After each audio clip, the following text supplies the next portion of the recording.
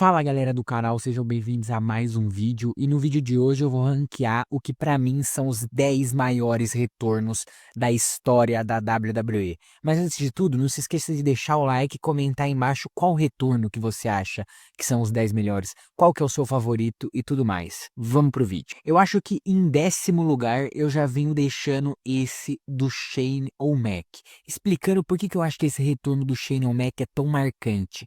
A gente não via o Shane O'Mac na WWE há muitos e muitos anos, e eu lembro de estar vendo esse segmento ao vivo, que eles estavam homenageando toda a criação da WWF e toda a passagem de bastão. A gente estava naquela época ainda no finalzinho da Authority, né? Então tinha toda aquela passagem de bastão para Stephanie e tudo mais, e ninguém esperava, não tinha rumor algum, parecia ser só mais um segmento ali básico do Vince McMahon com a Stephanie, até mesmo para fortalecer toda essa ideia e de uma homenagem ali, devido aos vários anos da WWE, não me lembro exatamente quantos anos. Então, no momento que o Shane aparece, toca a música dele, inclusive a gente tem um dos maiores pops da história do WWE, né? Num Raw simples assim, realmente foi algo bem chocante, né? E aí o Shane acaba pedindo o controle do Monday Night Raw e é o estopim ali pra WWE arrumar tudo no draft de 2016. Só não coloco esse mais alto, né? Porque ele tem um pop maneiro, ele é muito inesperado, acho que talvez seja o mais dessa lista, mas eu não coloco ele mais alto aqui pelo fato de que o Shane não é um superstar muito grande assim, por mais que tenha toda a sua importância dentro da empresa. Indo pro próximo, eu coloco o do The Fiend Bray Wyatt, que no caso aqui não era The Fiend, né? Ele saiu da WWE como The Fiend, foi demitido ali em meados de 2021, acho que ainda pelo Vince, e depois retornou ali já na era Triple H, acho que tava bem na troca ali do Triple H com o Vince McMahon, já na era TKO. E cara, o Bray Wyatt é um dos wrestlers mais geniais que a gente já viu, inclusive que Deus o tenha aí, que esteja em paz a alma do Bray Wyatt. A gente teve o prazer de assistir toda a carreira dele como Wyatt Family, depois o The Fiend, que muita gente não gosta, muita gente gosta, mas acho que inegavelmente foi um superstar muito maneiro ali pra dentro da WWE. E aí ele volta com toda essa estética, né? Com aqueles QR Codes que ficavam aparecendo. E no Extreme Rules a gente também tem um pop fantástico, que é quando ele volta ali em um segmento bem maneiro, né? Começam a se abrir portas, se aparecer uns personagens, e aparecem os personagens da Firefly Funhouse, aparece o Bray Wyatt na versão The Fiend, aparece algumas referências ao Brody Lee, outro que infelizmente veio a falecer.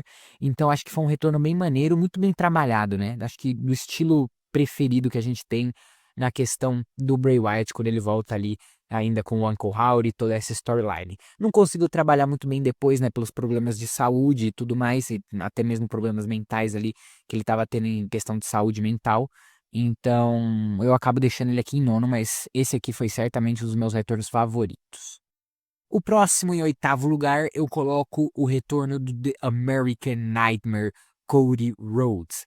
Cara, se você for olhar por que foi trabalhado depois do retorno, isso aqui deveria ser top 5, ou até mesmo top 3, porque o Cody Rhodes virou a cara da WWE. Ele virou o babyface da empresa, ele é o cara com as melhores storylines, não as melhores, mas as mais focadas ali, as mais midiáticas. Ele teve o Finish the Story, que foi uma das maiores coisas da WWE nos últimos anos, se não a maior até.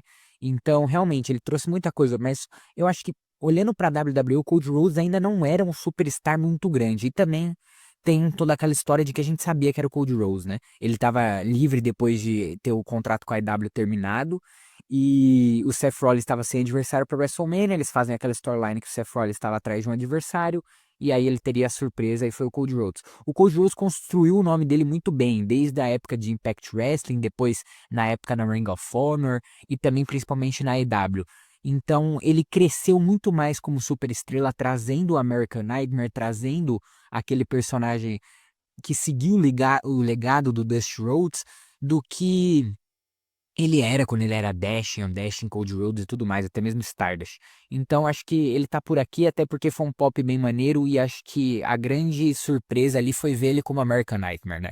Foi bem legal o retorno do Cody Rhodes. Indo pra 7ª posição, eu coloco o retorno que aconteceu agora. Semana passada, AJ Lee voltou no SmackDown para 10 anos, né? São 10 anos. Ela voltou para atacar a Becky Lynch, 10 anos sumida, desde a WrestleMania 31, que ela fez dupla com a Paige para enfrentar as irmãs Bella. E outro que, novamente, por mais que fosse esperado, também não era. A gente tinha aquela dúvida ali se ela voltaria quando, né? Se seria nesse SmackDown, se seria no WrestlePalooza. Então acho que tem o seu valor também ali em questão de surpresa, um pop absurdo. Focou o show inteiro, gente pedindo pra aparição da AJ Lee. E se ela não aparecesse, certamente ia ser uma chuva de vaias. E é impactante ver porque a AJ Lee revolucionou a divisão feminina, né? A Divas Division. E ver ela voltando numa era totalmente diferente é muito, muito valioso para a WWE. E vamos ver aí como que ela vai ser trabalhada. Indo para aquela que eu deixo na sexta colocação é o retorno de Ultimate Warrior para a WWE em 1992. Esse eu não vi presencialmente, na época, né? Muito menos assistindo na TV também, não vi, porque eu não tenho 30 anos de idade, não sou como o tiozão, né? Que aí já tem, inclusive o canal do tiozão muito maneiro, que aí já tem mais de 30 anos como foi da WWE, mas em 1992 a gente teve o retorno ali do Ultimate Warrior depois de muitas e muitas controvérsias do nome dele em relação com a WWE.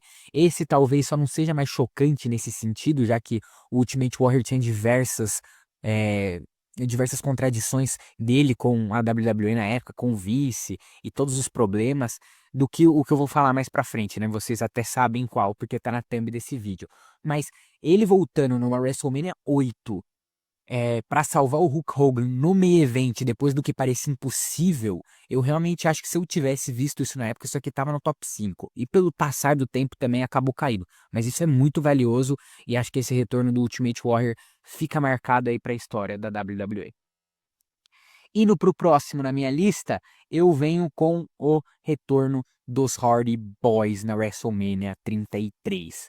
Lembrando que os Hardy Boys, né, o Matt Hardy, eu não me lembro ao certo, ele acabou indo pra ECW ali pelos anos de 2009, né, depois de que ele ficou meio escanteado. O Jeff a gente não via desde 2009 também, devido a todos aqueles problemas que ele estava tendo com substâncias ilícitas e tudo mais. Ele acabou até indo depois pra TNA, teve aquela luta contra o Sting, aquela cagada que o Jeff Hardy fez, né? Se você não sabe, pesquise aí o que foi Jeff Hardy e Sting na TNA. E, sinceramente, cara, esse eu não esperava, tá? Bem na época ali, eu já acompanhava a WWE, tava vendo ao vivo, eles vêm pra anunciar novamente que teríamos o combate entre Fatal 4-Way, né? Acho que já tinha ali Enzo Amore e Big Cass, o The Bar com o Sheamus e Cesaro.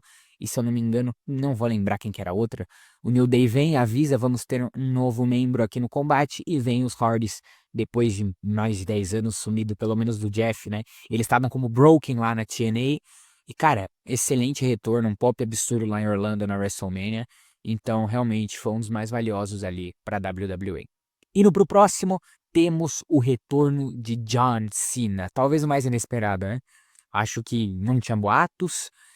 O John Cena visivelmente tinha uma lesão muito, acho que era no bíceps que ele estava lesionado e a expectativa é que ele fosse ficar fora para um ano e tudo mais, e ele tem uma recuperação surreal no Royal Rumble de 2008, e acho que o que é valioso aqui é você voltar com uma 30 no Royal Rumble, né? O último cara no Royal Rumble, ele volta pra encarar o Triple H, ele ganha aquele Royal Rumble e todo o pop absurdo que se tem, e a doideira que é, né? Que, tipo, ninguém cogitava que o Cena conseguiria recuperar daquela lesão tão rápido e de maneira tão eficaz ali pra ele já estar saudável até mesmo pra lutar no Royal Rumble, depois ser meio evento de WrestleMania e tudo mais. Então acho que esse retorno do Cena é sim um dos mais chocantes e é o John Cena, né? Não preciso nem contar aí sobre isso. Inclusive, acho que deve sair vídeo no canal falando sobre esse último ano do John Cena na WWE. Indo agora pro nosso top 3, eu coloco outro retorno que tem o John Cena envolvido. É o retorno do Brock Lesnar. Quando ele volta, obviamente, o Brock Lesnar chega na WWE ali no começo dos anos 2000, ele ganha o WWE Champion, tem aquela luta absurda contra o Kurt Angle na WrestleMania, e eu acho que é o WWE Champion mais novo até hoje, e ele sai pra ir pra NFL, né? O Brock Lesnar que tentou ser jogador de futebol americano, não deu muito certo. Depois ele vai pro UFC e vira um fenômeno nos Estados Unidos inteiro. Ele já era um fenômeno dentro da WWE no mundo do wrestling, mas ele pisar na NFL, pisar no UFC, acho que fez dele um dos maiores caras ali dos esportes, assim, de combate mesmo dentro dos Estados Unidos e mundo afora também. E aí quando ele decide se aposentar do UFC por alguns problemas de saúde. Ele não quer voltar pra NFL, então fica claro que a gente teria o Lesnar na WWE, e a gente tem pra mim, acho que é o pop mais absurdo que eu já vi assim vendo por vídeo. Obviamente eu não tava lá, né? Mas é um pop surreal o retorno do Brock Lesnar. Todo mundo pedindo ele, toca a música dele, ele vem atacando o John Cena logo de cara, então acho que sim, ali o retorno do Lesnar em 2012 é um dos 3 maiores da história da empresa. Em segundo lugar, eu deixei o dele. The Best in the World, CM Punk, voltando no Survivor Series de 2023. O Punk estava longe da WWE por 10 anos, né? Tem gente que eu diria que acha que, em geral, no wrestling, o maior retorno dele é na AEW, né? Acho que pelo fato que a gente tinha mais ou menos 8 anos longe do Punk, ele larga a WWE em 2014, de toda maneira que foi. Ele vai rumo ao UFC também, ele tenta seguir os passos do Lesnar, é um fracasso, um dos piores lutadores da história do UFC. E depois, quando ele retorna ali pra EW, tem todo aquele show que foi, né, por ser em Chicago e tudo mais.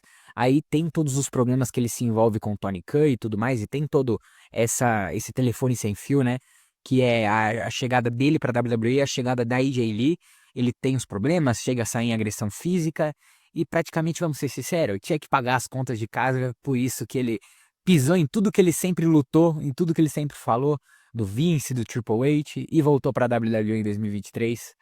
Mas, querendo ou não, um dos maiores retornos da história. Inesperado, a gente não tinha nenhum boato concreto de que o Punk estava livre no mercado depois que tinha saído da IW, e também não teria muito pra onde ir, né? Punk não ia pra TNA, Punk não ia pra New Japan. Então tinha aqui, tá bom, mas pô, ele tem muita briga, assim como o Ultimate Warrior, é muita coisa que converge ali, e mesmo assim ele voltou, e mesmo assim ele fez um dos retornos mais chocantes que a gente já viu. Mas em primeiro lugar, não tinha como ser outro, cara. Não tinha como ser outro o retorno do The Rated R Superstar Edge. 10 anos? 9 anos? Entre 12 e 9 anos sem aparecer. Ed tinha tido uma lesão no pescoço, né? Acho que o Ed ele não tem um ponto que o Punk tem por ele não tá sumido do cenário do wrestling, né? O Ed direto tinha algumas aparições ainda na WWE, ele tinha um programa com o Christian no WWE Network, e aí ele retorna pra enfrentar ali o Randy Orton numa feud, depois ainda tem toda a feud com o Roman Reigns, ele retorna como número 21 no Royal Rumble, um retorno emocionante, completamente chocante, inesperado. A gente achava que realmente a carreira do Ed já tinha ido, né, depois de toda a lesão dele no pescoço. E aí a gente tem aquele choque quando toca a música dele, ele praticamente chorando, o público indo em loucura, aí você vê na imagem o pessoal com uma mão na cabeça, todo mundo desacreditando que o Ed tinha voltado. Então acho que esse retorno é muito, muito marcante e pode estar aqui em primeiro lugar com toda certeza. É o meu favorito e acho que é o maior que eu já vi. Mas e aí, o que que você achou da minha lista? Se você não concorda, se você também concorda, pode deixar aqui embaixo, faz a sua lista aqui embaixo, e também não se esqueça de maratonar os vídeos do canal, porque isso ajuda bastante a divulgação deles. Muito obrigado se você acompanhou até aqui, e até a próxima. Fui!